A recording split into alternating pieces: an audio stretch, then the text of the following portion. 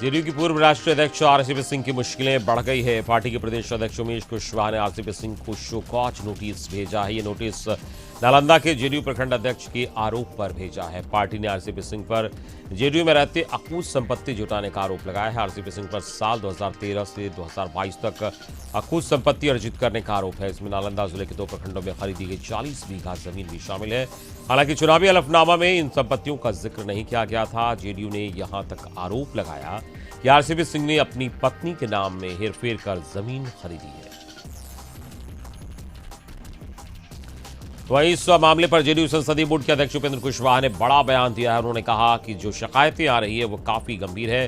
कुशवाहा ने यह भी कहा कि जांच एजेंसियां जांच करने के लिए स्वतंत्र हैं। ये बहुत ही गंभीर मामला है। पार्टी में रहते हुए अगर इस तरह की अकूत संपत्ति की जानकारी पार्टी को कहीं से मिली है तो इस पर उनको जवाब देना होगा। पार्टी ने नोटिस जारी किया है और उसके जवाब का पार्टी इंतजार करेगी। उसके बाद अगर जरूरत पड़ी तो जांच कराई जाएगी। आरसीपी सिंह मामले पर हम प्रवक्ता दानिश रिजवान ने कहा कि एनडीए में गलत करने पर कार्रवाई होती है। जेडीयू की कार्रवाई का स्वागत होना चाहिए। हम विपक्ष के जैसे नहीं जो एक भ्रष्ट को बचाने के लिए पूरी पार्टी को लगा दें। तो आरसीपी प्रकरण पर कांग्रेस प्रवक्ता आशीष नाथ तिवारी ने कहा कि सभी लोगों की संपत्ति की अगर जांच हो तो सभी लोग भ्रष्ट हैं। पार्टी के पूर्व राष्ट्रीय अध्यक्ष की संपत्ति को तो आज खुल गया, अन्य लोगों की भी संपत्ति की जांच होनी चाहिए। मधेपुरा में एक क्रूर पति ने हैवानियत की सारी हदें लांघ दी। क्रूर पति ने अपनी पत्नी और 1.5 वर्षीय पुत्री का सिर धड़ से अलग कर दिया और सदर थाना क्षेत्र के गोढ़ाइला गांव में एक विवाहिता का कटा सर मिलने से इलाके में सनसनी फैल गई। बताया जा रहा है कि पति ने ही महिला और अपनी एक बेटी की हत्या कर दी। महिला का धड़ और बेटी का शव श्रीनगर थाना क्षेत्र के कुकारिया सरहद गांव से बरामद होने की बात कही जा रही है, जहां महिला का ससुराल है। घटना की जानकारी मिलने के बाद पुलिस मौके पर पहुंची और छानबीन में जुट गई है। बताया जा रहा है कि गोधीला के बाबुल राजा की बहन की शादी वर्षों पूर्व श्रीनगर थाना क्षेत्र के पोखरिया गांव में हुई थी और महिला को 3 बच्चे भी थे। इस बीच शनिवार को सुबह जब गांव के लोग खेत की ओर टहलने के लिए निकले तो गांव से बाहर पुलिया पर एक महिला का सिर रखा हुआ देखा, जिसकी सूचना मिलते ही गांव के बहुत सारे लोग वहां जुट गए। इसके बाद लोगों ने उसकी पहचान बाबुल राजा की बहन रुखसाना के रूप में की है। पुलिस मामले की जांच में जुट गई है। मधुबनी में लगातार बारिश से कोसी नदी का जलस्तर बढ़ गया, जिसके कारण 25 घर नदी में विलीन हो गए हैं। इससे लोगों में डर का माहौल बना हुआ है। गांव में कोसी नदी का पानी घुसने से कई परिवार विस्थापित हुए हैं। घर कटने से विस्थापित हुए लोग खुले आसमान के नीचे रात गुजारने को मजबूर हैं। मधेपुर प्रखंड के गढ़गांव पंचायत में बाढ़ के हालात पैदा हो गए हैं। बाढ़ और कटाव से प्रभावित भवानीपुर गांव के लोग अपने बाल बच्चों और मवेशियों के साथ ऊंचे स्थानों पर आश्रय लिए हुए हैं। रोहतास जिला प्रकृति की गोद में बसा हुआ है, जिसके कण कण में प्रकृति की खूबसूरती बसी है। हम बात कर रहे हैं सासाराम जिला मुख्यालय से लगभग 40 किलोमीटर दूर तुतला भवानी वाटरफॉल की, जिसकी मनोरम सुंदरता पर्यटकों को बरबस आकर्षित करती है। लगभग 250 फीट ऊपर से कलकल की आवाज के साथ ही गिरता हुआ तुतला भवानी का झरना है, जो मानसून में एक मनोरम दृश्य प्रस्तुत करता है। वैसे ही मानसून प्रवेश करता है और कैमूर पहाड़ी पर वर्षा शुरू होती है। इस झरने का मुहाना खुल जाता है और उसके साथ ही इस वाटरफॉल पर पर्यटकों के पहुंचने का सिलसिला भी शुरू हो जाता है। इस प्राकृतिक झरने के पास तुतला भवानी का एक मंदिर अवस्थित है, जहां श्रद्धालु पूजा अर्चना करते हैं। तुतला जलप्रपात मानसून में काफी सुंदर नजारा प्रस्तुत करता है। यहां पहुंचना भी काफी आसान है।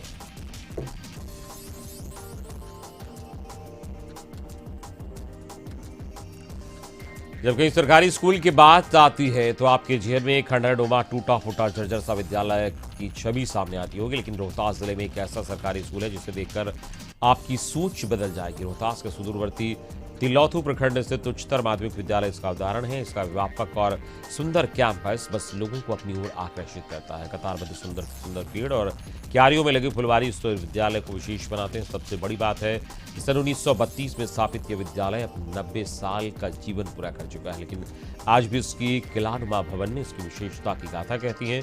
जानकार बताते हैं कि कभी इस भवन में अंग्रेजों की कचहरी लगती थी। कैमूर पहाड़ी की तलहटी में नक्सल प्रभावित इलाके का यह विद्यालय अपने आप में अनूठा है। इस विद्यालय पर यहाँ के बच्चों और शिक्षकों को गर्व है। अगर आप शिक्षा की बात करें तो इस उच्चतर माध्यमिक विद्यालय में 2500 से अधिक बच्चे और बड़ी बात यह है कि यहाँ वेद, उपनिषद और गीता की भी पढ़ाई होती है। विद्यालय में सरकार जब संस्कृत शिक्षक की बहाली नहीं की तो स्कूल प्रबंधन ने निजी स्तर पर विद्यालय में संस्कृत के लिए एक शिक्षक रखे जो बच्चों को वैदिक ज्ञान देते हैं।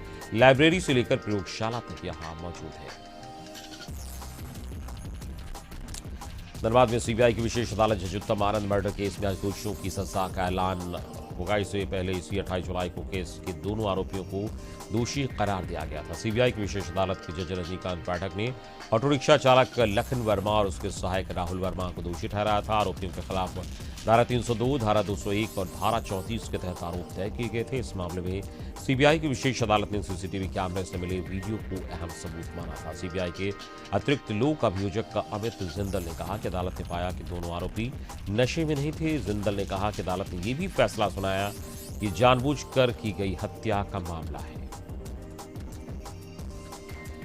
झारखंड जनजातीय महोत्सव 2022 का आयोजन राजधानी रांची के मोरहाबादी मैदान में 9 अगस्त और 10 अगस्त को आयोजित किया जा रहा है, जिसमें 10,000 से लेकर 50,000 तक लोग शामिल हो रहे हैं। पूरे देश भर के लोग इस महोत्सव में शामिल हो रहे हैं, जिसमें मुख्य अतिथि के तौर पर राज्य के मुख्यमंत्री हेमंत सोरेन की भी भाग लेंगे। इस बात को लेकर तैयारियां जोर शोर से चल रही। इस कार्यक्रम के दौरान पूरी झारखंडी परंपरा, जनजातीय जीवन दर्शन की झलकियां, जनजातीय फैशन शो, आदिवासी भजन, आदिवासी नृत्य सहित आदिवासी परंपरा में आने वाले कई कार्यक्रमों का आयोजन इस जनजातीय महोत्सव में किया जा रहा है। झारखंड सरकार की तरफ से आयोजित इस कार्यक्रम में दूसरे राज्य के भी आदिवासी समाज के लोग इसमें शामिल होंगे और अपनी कला का प्रदर्शन करेंगे। स्वास्थ्य मंत्री डॉक्टर अमन सुख मंडाविया से दिल्ली में मुलाकात कर उनसे केंद्रीय मनोचिकित्सा संस्थान कांके के रीडेवलपमेंट के लंबित पड़े प्रस्ताव को जल्द से जल्द मंजूरी देने की मांग की। सांसद ने केंद्रीय स्वास्थ्य मंत्री को पत्र देकर बताया कि सीआईपी देश का सबसे पुराना मानसिक स्वास्थ्य चिकित्सा, शिक्षा और शोध के क्षेत्र में कार्य करने वाला केंद्रीय संस्थान है। यहाँ कई तरह की मानसिक समस्या से ग्रस्त लोगों का इलाज ओपीडी और इंडोर स्तर पर किया जाता है। यहाँ की बेड संख्या 643 से कुल स्वीकृत 753 पदों में से 255 खाली पड़े हैं। संस्थान में झारखंड के साथ साथ बिहार, उत्तर प्रदेश, ओडिशा, पश्चिम बंगाल, छत्तीसगढ़ सहित कई राज्यों की बड़ी आबादी इलाज के लिए रोजाना आती है। साल 2019 में यहाँ 1 लाख मरीजों का इलाज किया गया, लेकिन यहाँ ओपीडी का अपना भवन नहीं होने के कारण संस्थान की पूरी क्षमता का लाभ लोगों को नहीं मिल पा रहा। साहिबगंज के पत्थर व्यवसायी बच्चू यादव को ईडी की स्पेशल कोर्ट में शुक्रवार को पेशी हुई। कोर्ट ने बच्चू यादव को 6 दिनों की रिमांड पर भेज दिया है। बच्चू यादव को होटवार स्थित बिरसा मुंडा सेंट्रल जेल भेज दिया गया। ईडी आज से बच्चू यादव से पूछताछ शुरू करेगी। इससे पहले अवैध खनन पट्टा आवंटन और मनी लॉन्ड्रिंग मामले में पूछताछ कर चुकी है। पाकुड़ के हिरणपुर खनन इलाके की सुराइडी मौजा की एक बंद खदान के गहरे पानी में डूबने से एक युवक की मौत की आशंका है और बताया जा रहा है कि हिरणपुर थाना इलाके की सुंदरपुर निवासी मोहम्मद हम्माद बंद खदान में स्नान करने गया था। इस दौरान नहाने के दौरान वो डूब गया। फिलहाल ग्रामीणों ने युवक को ढूंढने की काफी कोशिश की, लेकिन वो युवक को नहीं खोज पाया। बता दें कि इससे पहले भी इस खदान के गहरे पानी में एक डंपर सहित चालक के गिरने से मौत हो गई थी।